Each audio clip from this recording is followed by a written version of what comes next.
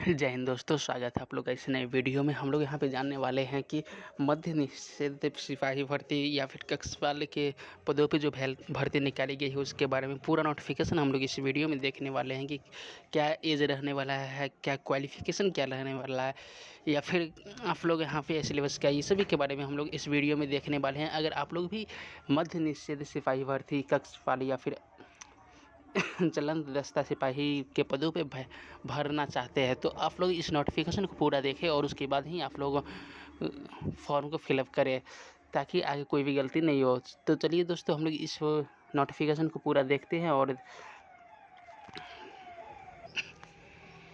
तो आप लोग यहाँ पे देख सकते हैं कि केंद्रीय चयन पार्षद सिपाही भर्ती बिहार, इस वेबसाइट पे जाके आप लोग इसका जो है नोटिफिकेशन डाउनलोड कर सकते हैं, या फिर आप लोग यहाँ पे जो है जाके आप लोग ऑनलाइन आवेदन कर सकते हैं। उसके बाद आप लोग विज्ञापन संख्या 03/2025, उसके बाद आप लोग यहाँ पे मध्य निषेध सिपाही, कक्षपाल एवं चलंत दस्ता सिपाही के पदों पर नियुक्ति हेतु सूचना, तो ये तीनों पदों पर जो है आप लोग को वैकेंसी निकाली गई है। उसके बाद ऑनलाइन आवेदन भरने की प्रक्रिया दिनांक 6/10/2025 से प्रारंभ होगी और ऑनलाइन आवेदन पर प्राप्त की अंतिम तिथि 5/11/2025 रहने वाली है। तो इसके अंतर्गत आप लोग इस फॉर्म को फिलअप कर देंगे और उसके बाद आगे बढ़ेंगे। तो यहाँ पे आप लोग को बिहार सरकार मद्य निषेध उत्पाद एवं निबंधन विभाग में मद्य निषेध सिपाही, सेकंड कारा एवं सुधार सेवाएं लेखसारा गृह विभाग कारा में कक्षपाल, और थर्ड में परिवहन विभाग में चलंत से दस्ता सिपाही के रिक्त पदों पर विवरण निम्न प्रकार के हैं। यहाँ पे आप लोग देख सकते हैं क्रम संख्या सबसे पहले दिया गया है, उसके बाद पद दिया गया है, पद नाम, उसके बाद वेतनमान कितना दिया देगा वो, उसके बाद रिक्तियों की संख्या दिया गया है। यहाँ पे फर्स्ट क्रम संख्या देखें तो मध्य निषेध सिपाही लेवल 3 की सैलरी आप लोग को यहाँ पे वेतनमान दिया जाएगा। 16 से 3 पोस्ट यहाँ पे आप लोग को देखने को मिलेंगे। उसके बाद दोस्तों यहाँ पे सेकेंड की बात करें तो यहाँ पे कक्षपाल लेवल 3 का ही आप लोग को वेतनमान मिलेगा और 24 से 17 पद आप लोग को यहाँ पे देखने को मिलेंगे। अगर थर्ड की बात करें चलंत दस्ता सिपाही लेवल 2 का सैलरी मिलेगा और उसके बाद 108 पदों पे आप लोग को यहाँ पे वैकेंसी देखने को मिलेंगे। उसके बाद कुल संख्या बात करें तो 41 से 28 पद यहाँ पे आप लोग को देखने को मिलेंगे जब तीनों को हम लोग मिला देंगे तब। उसके बाद आप लोग यहाँ पे नीचे बढ़ेंगे और यहाँ पे 4 नंबर में देखेंगे तो रिक्ति दिया गया है। फर्स्ट में मद्य निषेध एवं निबंधन विभाग बिहार सरकार में मद्य निषेध सिपाही के रिक्ति पदों वेतनमान लेवल 3 21,700 से 69,100 की संख्या। यहाँ पे आप लोग को 16 से 3 पद देखने को मिलेंगे जिसका आरक्षण कोटिवार निम्न प्रकार का है। उसके बाद यहाँ पे आप लोग देख सकते हैं कि कोटिवार यहाँ पे संख्या दिखाया गया है, क्रम संख्या, उसके बाद आरक्षण कोटि, उसके बाद आरक्षण कोटि कोड दिया गया, उसके बाद पदों की संख्या दिया गया है। उसके बाद ये बिहार के मूल निवासी की महिलाओं के लिए 37 आरक्षण, उसके बाद बिहार के मूल निवासी स्वतंत्रता सेनानी के आश्रित उनके लिए दिया गया। उसके बाद फर्स्ट क्रम संख्या देखें तो यहाँ पे UR गैर आरक्षित कोटि कोड 1 और उसके बाद 678 पद यहाँ पे दिए गए हैं और बिहार के मूल निवासी के लिए 237 पद यहाँ पे आप लोग को देखने को मिलेंगे। उसके बाद EWS की बात करें तो यहाँ पे 707, उसके बाद आप लोग 160 पद देखने को मिलेंगे। उसके बाद महिलाओं के लिए 56 पद, उसके बाद SC के लिए 202, उसके बाद 242 पद यहाँ पे आप लोग को SC में देखने को मिलेंगे और 85 पद महिलाओं के लिए। ST में बात करें तो यहाँ पे 16 पद देखने को मिलेंगे और महिलाओं को 6 पद। उसके बाद EBC की बात करें तो 260 पद और 91 पद महिलाओं के लिए। BC 03 ट्रांसजेंडर सहित यहाँ पे 196 पद और 69 यहाँ पे आप लोग को महिलाओं के लिए। उसके बाद ECW पिछड़े वर्ग की महिलाओं के लिए यहाँ पे 91 पद और उसके बाद महिलाओं में एक भी पद नहीं है यहाँ पे आप लोग को। तो यहाँ पे आप लोग 16 से 3 इस प्रकार से होता है, महिलाओं के लिए 544 और स्वतंत्रता सेनानी के लिए 32 पद यहाँ पे आप लोग को देखने को मिलेंगे। स्तंभ 5 एवं 6 की संख्या स्तंभ 4 में सम्मिलित है। उसके बाद यहाँ पे आप लोग नीचे बढ़ेंगे तो यहाँ पे यही बताया सेकेंड में कारा एवं सुधार निरीक्षालय गृह विभाग में कक्षपाल के लिए यहाँ पे वेतनमान 21,700 से स्टार्ट होगा। उसके बाद 24 से 17 पद यहाँ पे आप लोग को देखने को मिलेंगे। उसके बाद है यहाँ पे यूआर में देखो 337 पद। सीधी भर्ती यहाँ पे आप लोग ये देख सकते हैं पदों की संख्या। उसके बाद सीधी भर्ती है, उसके बाद गृह का रक्षक कोटा है, भूतपूर्व सैनिक है। उसके बाद कुल पदों की संख्या यहाँ पे दिया गया है। उसके बाद गृह रक्षक में 314 पद। उसके बाद भूतपूर्व सैनिक कोटा में 278 पद। कुल मिलाएंगे तो 929 पद यहाँ पे आप लोग को देखने को मिलेंगे। उसके बाद मूल निवासी के लिए 325 पद यहाँ पे आप लोग को देखने को मिलेंगे। उसके बाद यहाँ पे ईडब्ल्यूएस के लिए यहाँ पे बात करें 84 पद यहाँ पे सीधी भर्ती। उसके बाद 72 यहाँ पे गृह रक्षक कोटा। उसके बाद 69 यहाँ पे भूतपूर्व सैनिक 225 पद देखने को मिलेंगे। 78 यहाँ पे महिलाओं के लिए और स्वतंत्रता सेनानी के लिए यहाँ पे आप लोग 45। इसी प्रकार आप लोग एससी का देखेंगे 218, 106, 194 और 518 यहाँ पे मिल जाते हैं। और बैकलॉग पदों की संख्या 3 सीधी भर्ती और 74, 154 यहाँ पे महिलाओं के लिए दिया गया है। इसी प्रकार आप लोग यहाँ पे पूरा जो है यहाँ पे आप लोग देख सकते हैं। एससी के लिए बात करें तो यहाँ पे 39 पद पूरा है। ईबीसी के लिए 385 पद, बीसी के लिए 301 पद, इधर महिलाओं के लिए 105 के साथ 12। उसके बाद ईसीडब्ल्यू के लिए 20 पद यहाँ और महिलाओं के लिए यहाँ पे एक भी पद यहाँ पे नहीं दिया गया है। 24 से 17 पद यहाँ पे आप लोग को पूरा देखने को मिलेंगे, जिसमें 781 पद महिलाओं के लिए दिया गया है। उसके बाद नीचे बढ़ेंगे तो यहाँ पे आप लोग थर्ड में चलंत दस्ता सिपाही के लिए 19,900 से स्टार्ट होगा और 63,200 तक जाएगा। 108 पद यहाँ पे दिए गए हैं। यहाँ पे आप लोग देखेंगे तो यहाँ आरक्षण कोटि वही पदों की संख्या है। उसके बाद बिहार मूल निवासी और स्वतंत्रता सेनानी के लिए यहाँ पे आप लोग को देखने को मिलेंगे। स्वतंत्रता सेनानी के लिए 2 पद यहाँ पे, यूआर के लिए 56 और 20 महिलाओं के लिए। उसके बाद एससी के लिए 22 और 8 महिलाओं के लिए, एसटी के लिए 3 और 1 महिलाओं के लिए, ईबीसी के लिए 5 और 2 महिलाओं के लिए, बीसी के लिए 1 भी नहीं यहाँ पे आप लोग को देखने को मिलेंगे। उसके बाद तो यहाँ पे आप लोग बीसी कैंडिडेट होंगे तो आप लोग को यहाँ पे नहीं फॉर्म फिलअप करना होगा, क्योंकि यहाँ पे एक भी पद नहीं देखने को मिल रहा है। उसके बाद ईसीडब्ल्यू 13 और महिलाओं के लिए एक भी नहीं, 108 पद यहाँ पे दिए गए हैं और 34 पद जिसमें महिलाओं को लिए दिए गए। 2 स्वतंत्रता सेनानी के लिए स्तंभ 5 एवं 6 के 4 में सम्मिलित है।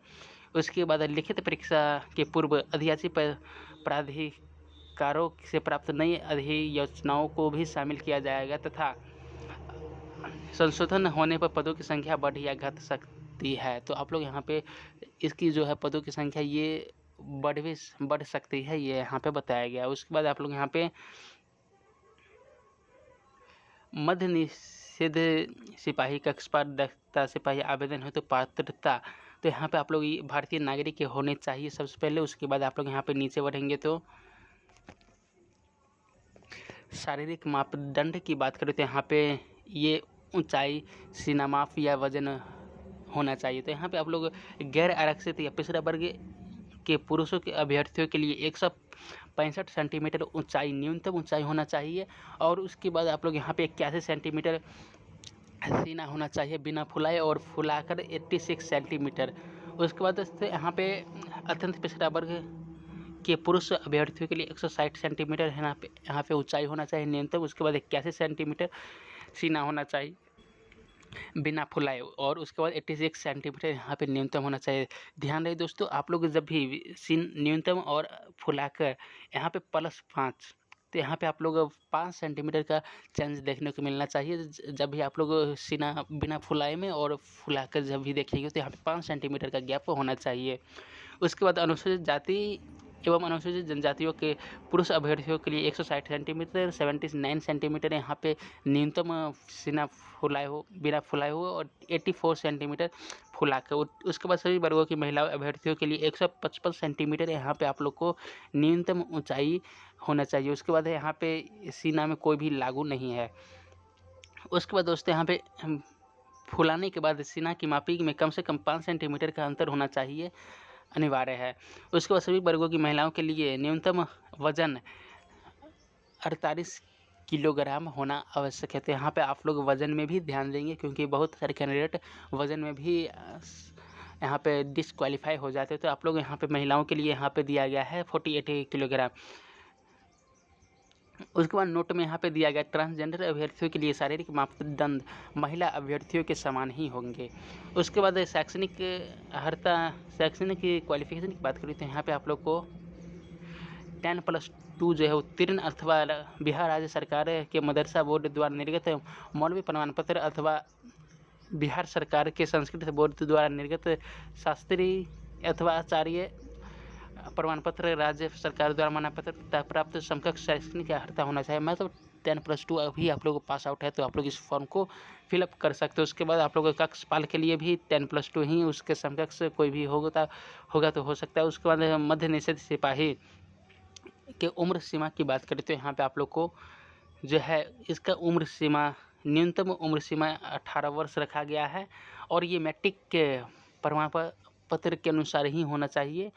उस पे जो जन्म तिथि दिया गया है उसके अनुसार ही होना चाहिए या फिर मैट्रिक के कोई भी समकक्ष सर्टिफिकेट होना चाहिए।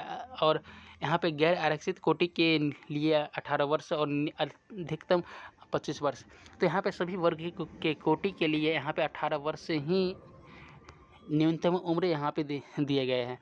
उसके बाद दोस्तों यहाँ पे आप लोग सेकेंड की बात करते हैं तो यहाँ पे पिछड़ा वर्ग कोटि एवं अत्यंत पिछड़ा वर्ग कोटि पुरुषों के अधिकतम उम्र की सीमा 2 वर्षों का यहाँ पे यानी न्यूनतम उम्र 18 वर्ष और अधिकतम 27 वर्ष यहाँ पे दिए गए। उसके बाद आप लोग यहाँ पे थर्ड की बात करते हैं पिछड़े वर्ग एवं अत्यंत पिछड़ा वर्ग कोटि के महिलाओं के लिए अधिकतम उम्र में 3 वर्षों का छोटी यहाँ पे 28 वर्ष आप लोग को अधिकतम होगा और न्यूनतम 18 वर्ष सेम है। उसके बाद आप लोग यहाँ पे 5 में बात करते हैं यहाँ पे अनुसूचित जाति एवं अनुसूचित जनजाति कोटि के अभ्यर्थियों तथा ट्रांसजेंडर के लिए अधिकतम उम्र सीमा 5 वर्षों का छूट दिया गया। 18 वर्ष न्यूनतम और 30 वर्ष मैक्सिमम यहाँ पे आप लोग को दिया गया है।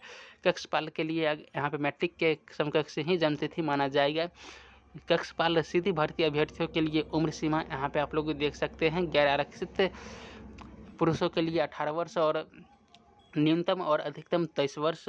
उसी प्रकार 2 वर्ष छूट दिया गया है 25 वर्ष। उसके बाद आप लोग यहाँ पे जो है 3 वर्षों का छूट दिया गया है गैर आरक्षित पिछड़ा वर्ग एवं अत्यंत पिछड़ा वर्ग महिलाओं की लिए अधिकतम उम्र सीमा का 3 वर्ष यानी न्यूनतम 18 वर्ष अधिकतम 26 वर्ष पिछड़ा वर्ग के लिए यहाँ पे 2 वर्ष 25 वर्ष अधिकतम है। उसके बाद यहाँ पे 4 में बात करें तो यहाँ पे अनुसूचित जाति अनुसूचित जनजाति अभ्यर्थियों के लिए अधिकतम उम्र सीमा 5 वर्षों के छोटे यहाँ पे आप लोग को 28 वर्ष मैक्सिमम होना चाहिए। कक्षपाल के लिए अधिकतम उम्र सीमा की बात करें तो यहाँ पे आप लोग को विहित अधिकतम उम्र सीमा में सभी आरक्षण कोटि के लिए 5 वर्षों की छूट दी गई है। और यहाँ पे थर्ड में बात करें तो कक्षपाल भूतपूर्व सैनिक कोटा अभ्यर्थियों के लिए यहाँ पे जो है 45 वर्ष होगी। तो अधिकतम उम्र जो है अभ्यर्थियों के 45 वर्ष भूतपूर्व सैनिक के में होंगे तो होंगे। उसके बाद चलंत दस्ता सिपाही की बात करें तो यहाँ पे मैट्रिक के समकक्ष ही सभी का जो है उम्र सीमा या फिर मैट्रिक के समकक्ष ही कोई भी डॉक्यूमेंट से लगेंगे। तो यहाँ पे आप लोग देख सकते हैं। उसके बाद न्यूनतम 18 वर्ष गैर आरक्षित के लिए और अधिकतम 25 वर्ष पिछड़ा वर्ग अत्यंत पिछड़ा वर्ग कोटि के लिए 2 वर्षों के छूट 27 वर्ष यहाँ पे आप लोग को मैक्सिमम होना चाहिए। न्यूनतम 18 वर्ष पिछड़ा वर्ग एवं अत्यंत पिछड़ा वर्ग कोटि की महिलाओं के लिए अधिकतम 3 वर्ष 28 वर्ष मैक्सिमम 18 वर्ष मिनिमम होना चाहिए। उसके बाद अनुसूचित जाति एवं अनुसूचित जनजाति के अभ्यर्थियों के लिए अधिकतम उम्र सीमा 5 वर्ष का छूट यहाँ पे 30 वर्ष मैक्सिमम और 18 वर्ष मिनिमम होना चाहिए। उसके बाद आप लोग यहाँ पे विहित अधिकतम उम्र सीमा में सभी आरक्षण कोटि के है गृह रक्षकों के 5 वर्षों के छूट दिए गए हैं। उसके बाद यहाँ पे आप लोग आगे बढ़ेंगे तो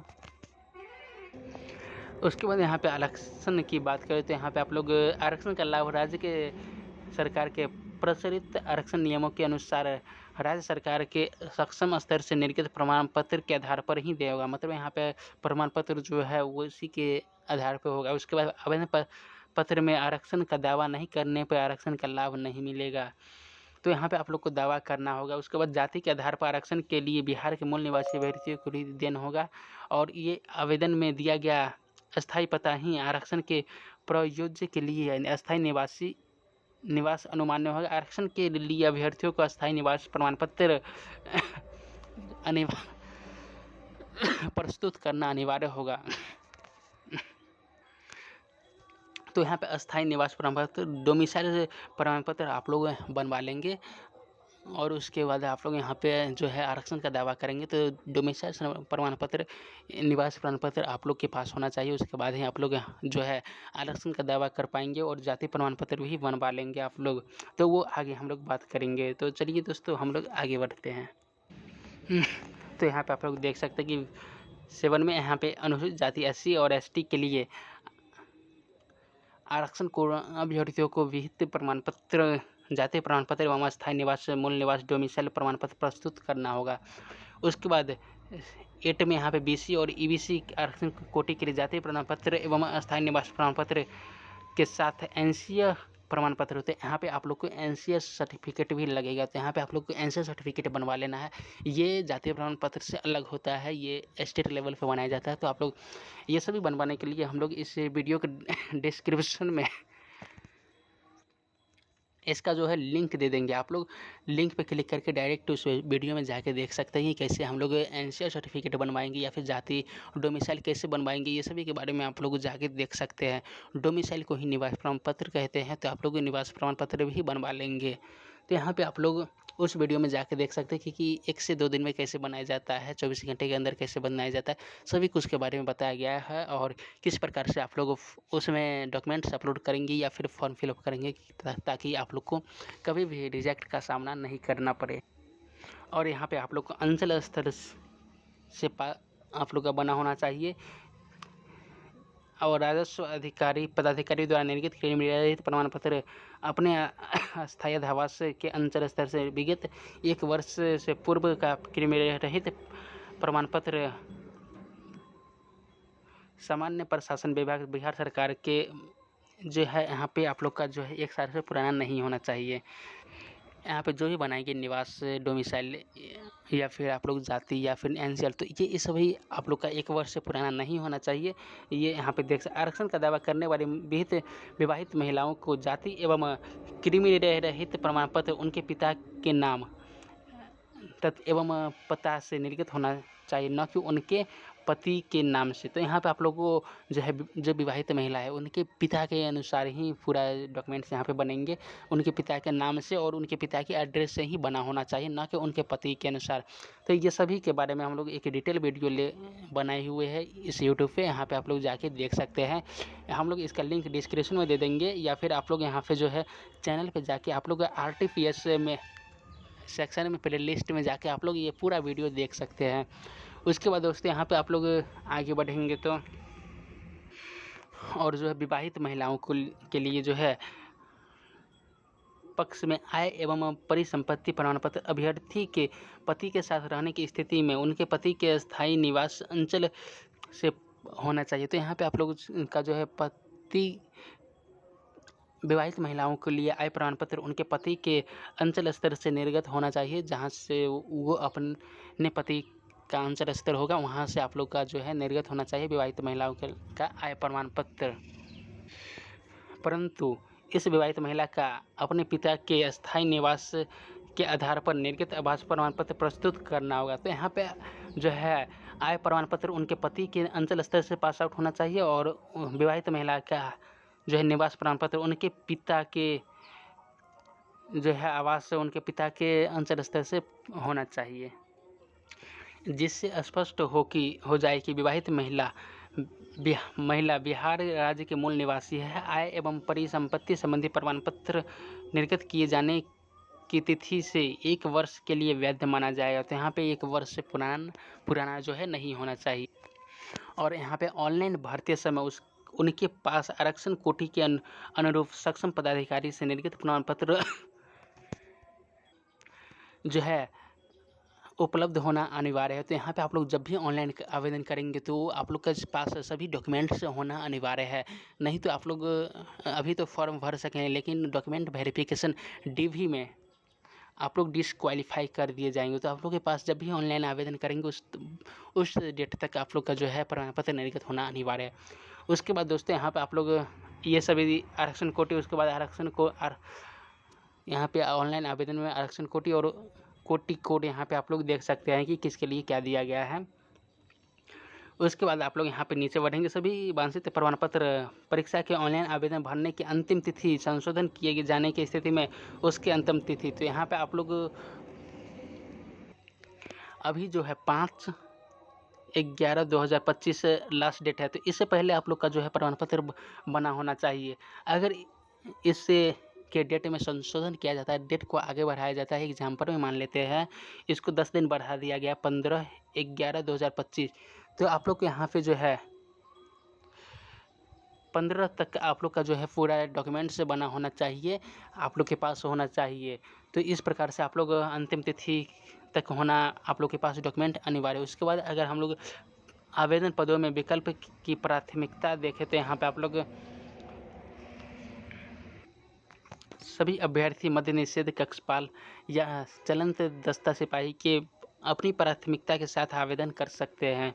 उसके बाद आप लोग यहाँ पे ये सब दिखाया गया है। लिखित परीक्षा सभी अभ्यर्थियों के लिए अनिवार्य है। कक्षपाल के लिए मात्र बिहार एवं अन्य राज्य निवासी भूतपूर्व सैनिक अभ्यर्थी ही आवेदन कर सकेंगे। उसके बाद आप लोग यहाँ पे नीचे बढ़ेंगे तो उसके बाद दोस्तों यहाँ पे 8 नंबर की बात करें तो चयन के लिए परीक्षा संचालन, तो यहाँ पे प्रथम चलन में आप लोग को लिखित परीक्षा यहाँ पे होगा और यहाँ पे लिखित परीक्षा का स्तर सेकेंड की बात करें तो यहाँ पे लिखित परीक्षा का स्तर बिहार विद्यालय परीक्षा समिति के 10वीं कक्षा अथवा उसके समकक्ष स्तर का होगा। तो यहाँ पे और लिखित परीक्षा में हिंदी, अंग्रेजी, गणित, सामाजिक विज्ञान, इतिहास, भूगोल, नागरिक शास्त्र विज्ञान, भौतिकी, रसायन शास्त्र, प्राणी विज्ञान, वनस्पति विज्ञान, शिक्षा में सामान्य ज्ञान एवं समसामयिक मामले से संबंधित वस्तुनिष्ठ प्रश्न होंगे। विस्तृत पाठ्यक्रम परिषद की वेबसाइट यहाँ पे आप लोग को देखा जा सकता है। उसके बाद लिखित परीक्षा 100 अंक की होगी। 2 घंटे में के एक प्रश्न पत्र में कुल 100 प्रश्न होंगे, जिसमें प्रत्येक सही उत्तर के लिए 1 अंक दिया जाएगा। परीक्षा OMR शीट आधारित होगी। OMR शीट उत्तर पुस्तिका 2 पालियों में होगी, जिसमें से एक प्रति अदृश्य कार्बन प्रति के रूप में पार्षद के पास अंतिम चयन सूची के प्रकाशित होने के पश्चात 1 वर्ष तक सुरक्षित रखी जाएगी। उसके बाद लिखित परीक्षा में 30% से कम अंक प्राप्त करने वाले अभ्यर्थी शारीरिक दक्षता परीक्षा के लिए असफल घोषित कर दिए जाएंगे। तो यहाँ पे 30% आप लोग को मिनिमम रखा गया है, इससे ऊपर ही आप लोग का आना चाहिए, नहीं तो इससे नीचे आता है तो आप लोग असफल घोषित कर दिए जाते हैं। यहाँ पे जो लिखित परीक्षा के कोटि पर प्रत्येक कोटि के 5 गुना अभ्यर्थियों का चयन शारीरिक दक्षता हेतु किया जाएगा। लिखित परीक्षा जो है अंतिम मेधा सूची के आधार नहीं होगी। लिखित परीक्षा केवल शारीरिक दक्षता परीक्षा के लिए ही होंगे। यहाँ पे आप लोग सेकेंड की बात करते हैं। कक्षपाल एवं कक्षपाल भूतपूर्व सैनिक कोटा के अभ्यर्थियों के लिए को छोड़कर सभी अन्य सभी अभ्यर्थियों को शारीरिक दक्षता परीक्षा में सम्मिलित होना एवं सफल होना अनिवार्य है। अगर इस 5 की बात करें तो महिला अभ्यर्थियों का शारीरिक दक्षता परीक्षा के समय गर्भवती न होने का घोषणा पत्र देना अनिवार्य होगा। यहाँ पे गर्भवती महिलाओं को शारीरिक दक्षता परीक्षा में भाग लेने की अनुमति नहीं है। तो यहाँ पे आप लोग विवाहित महिला होंगे। और यहाँ पे दोस्तों आप लोग को शिक्षा की बात करें, शारीरिक दक्षता परीक्षा कुल 100 अंकों की होंगे और ऊंचाई एवं सीना वजन की जाएगी, इसके लिए कोई अंक का दे नहीं होंगे। लेकिन विहित अर्हताएँ पूरी नहीं करने पे अभ्यर्थी असफल घोषित कर दिए जाएंगे। यहाँ पे आप लोग देखेंगे शारीरिक दक्षता परीक्षा में निम्नलिखित होंगे। दौड़ अधिकतम 50 अंकों के होंगे। सभी कोटि के पुरुषों के लिए 1 मील 1.100 किलोमीटर अधिकतम 100 मिनट में और 5 मिनट से कम में अगर आप लोग पास आउट हो जाते हैं तो 50 अंक। 5 मिनट से 5 मिनट 20 सेकंड में होते तो 40 अंक। उसके बाद आप लोग यहाँ पे 5 मिनट से 20 सेकंड से अधिक एवं 5 मिनट 40 सेकंड में 30 अंक और 5 मिनट 40 सेकंड से अधिक और 100 मिनट तक 20 अंक आप लोग को दिए जाएंगे। उसके बाद 100 मिनट से अधिक के लिए अगर आप लोग होते तो असफल घोषित कर दिए जाते। उसके बाद सभी कोटि की महिलाओं के लिए 1 मील 5 मिनट में आप लोग 1 किलोमीटर। और उसके बाद यहाँ पे आप लोग को 4 मिनट से कम में 50 अंक, 4 मिनट से 4 मिनट 20 सेकंड तक 40 अंक। उसके बाद 4 मिनट 20 सेकंड से 4 मिनट 40 सेकंड तक 30 अंक और 4 मिनट 40 सेकंड से 5 मिनट तक 20 अंक ही दिए जाएंगे। और उससे अधिक 5 मिनट से अधिक के लिए असफल घोषित कर दिए जाएंगे। उसके बाद गोला फेंक है, यहाँ पे आप लोग को अधिकतम 25 अंक और सभी कोटि के पुरुषों के लिए 16 पाउंड का न्यूनतम और 16 फीट फेंकना होगा। 16 फीट से 17 फीट तक 9 अंक, उसके बाद है 17 फीट से ज़्यादा और 18 फीट तक 13 अंक, उसके बाद 18 फीट से ज़्यादा और 19 फीट 17 अंक, 19 फीट से ज़्यादा 20 फीट तक 21 अंक और 20 फीट से ज़्यादा 25 अंक। तो यहाँ पे आप लोग जितना दूर फेंकेंगे उतना ही अधिक नंबर दिए जाएंगे। उसके बाद यहाँ पे 16 फीट से कम के लिए असफल घोषित कर दिए जाएंगे। सभी कोटि की महिलाओं के लिए 12 पाउंड का गोला 12 फीट फेंकना होगा। 12 फीट से 13 फीट के लिए 9 अंक, 13 से 14 फीट के लिए यहाँ पे 13 अंक, 14 फीट से ज़्यादा और 15 फीट तक 17 अंक, 15 फीट से ज़्यादा और 16 फीट तक 21 अंक, 16 फीट से ज़्यादा के लिए 25 अंक, 12 फीट से कम के लिए असफल घोषित कर दिए जाएंगे। ऊंची कूद अधिकतम 25 अंक का हो गया सभी पुरुषों के लिए। यहाँ पे 4 फीट ऊंचाई, 4 फीट 13 अंक, 4 फीट 4 इंच 17 अंक, 4 फीट 8 इंच 21 अंक 21 अंक और 5 फीट 25 अंक और 4 फीट से कम के लिए असफल घोषित कर दिए जाएंगे। सभी कोटि की महिलाओं के लिए न्यूनतम 3 फीट और 3 फीट 13 अंक, 3 फीट 4 इंच 17 अंक, 3 फीट 8 इंच 21 अंक और 4 फीट के लिए 25 अंक यहाँ पे आप लोग को दिए जाएंगे। उससे कम के लिए यहाँ पे आप लोग असफल घोषित कर दिए जाएंगे 4 फीट से कम कूदने पे। उसके बाद आप लोग यहाँ पे तृतीय दस्तावेज सत्यापन का है, तो यहाँ पे आप लोग देख सकते हैं। यहाँ पे वैध फोटोग्राफ होना चाहिए, जैसे आधार कार्ड, ड्राइविंग लाइसेंस, मतदाता 2 पहिया और 4 पहिया चालक अनुज्ञप्ति मूल में चलंत दस्ता सिपाही पद हेतु जन्म तिथि प्रमाण पत्र, मैट्रिक या उसके समकक्ष कोई भी सर्टिफिकेट होना चाहिए, इंटरमीडिएट या उसके समकक्ष कोई भी उत्तीर्ण प्रमाण पत्र, उसके बाद इंटरमीडिएट उसके समकक्ष कोई भी अंक प्रमाण पत्र। SC/ST के लिए यहाँ पे आप लोग को जाति प्रमाण पत्र और अस्थायी निवास प्रमाण पत्र। BC/BC के लिए यहाँ पे जाति प्रमाण पत्र, उसके बाद अस्थायी प्रमाण पत्र, उसके बाद एक नॉन क्रिमिनल NCL, उसके बाद है यहाँ पे NCL जो है विगत 1 वर्ष से पुराना नहीं होना चाहिए। उसके बाद नीचे बढ़ेंगे तो यहाँ पे आप लोग को यहाँ पे स्वतंत्रता सेनानी EWS सभी के लिए दिए गए हैं, तो आप लोग यहाँ पे ये सभी देख सकते हैं। उसके बाद यहाँ पे मेधा सूची की बात करें तो यहाँ पे कक्षपाल के लिए यहाँ पे जो है मेधा सूची लिखित परीक्षा होगी। मध्य निषेध सिपाही कक्षपाल सीधी भर्ती चलन दस्ता सिपाही के पद के लिए लिखित परीक्षा मेधा सूची का आधार नहीं होगा, लेकिन यहाँ पे शारीरिक परीक्षा के लिए और दस्तावेज सत्यापन के लिए होंगे। उसके बाद मध्य सिपाही निषेध सिपाही कक्षपाल दक्षता सिपाही के नियुक्ति के लिए यहाँ पे लिखित परीक्षा, शारीरिक दक्षता सत्यापन सफल अभ्यर्थियों को मेधा सूची में शारीरिक दक्षता परीक्षा में के अधीन तीनों स्पर्धाओं या दौड़, ऊंची कूद तथा गोला फेंक में अभ्यर्थियों द्वारा प्राप्त कुल अंकों के आधार पर तैयार किया जाएगा।